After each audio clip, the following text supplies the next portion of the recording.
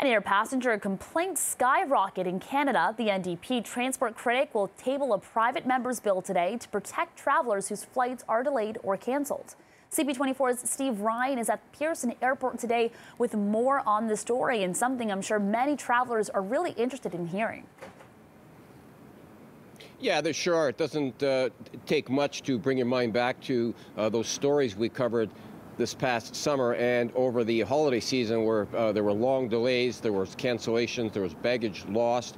So the agency that takes care of the transportation complaints for the airport says that the complaints have tripled over the past year to 42,000. That's caught the attention of a lot of people, including the NDP Transportation Critic, who is going to table private members bill that's going to ask for things such as instant compensation if a flight is canceled or delayed, and to increase fines as well. Here's more reaction from the NDP Critic and from a passenger rights advocate as well, who we heard from earlier on.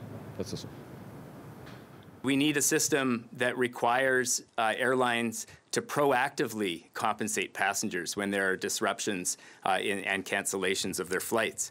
The current system essentially sees airlines denying passengers the vast majority of their claims for compensation and forcing them into the Canadian Transportation Agency's complaint process, which we know has a backlog of over 40,000 air passenger complaints. That's not a fair process. Passengers should not have to wait a year and a half or 2 years in order to receive compensation. Canadians are now afraid. They're worried to fly. They're worried about being stranded without help from their airline. They're worried about their lost baggage. They're worried about misconnections, cancellations, and delays.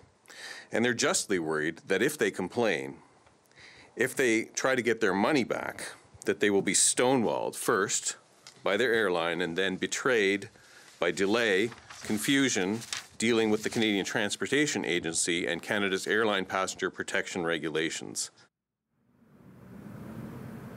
So people are happy with the idea of increased fines and instant compensation for delays, but there still is that perception that baggage will be lost. And I say real quickly that last week I was here covering a story and I talked to a couple that were on their way to Spain.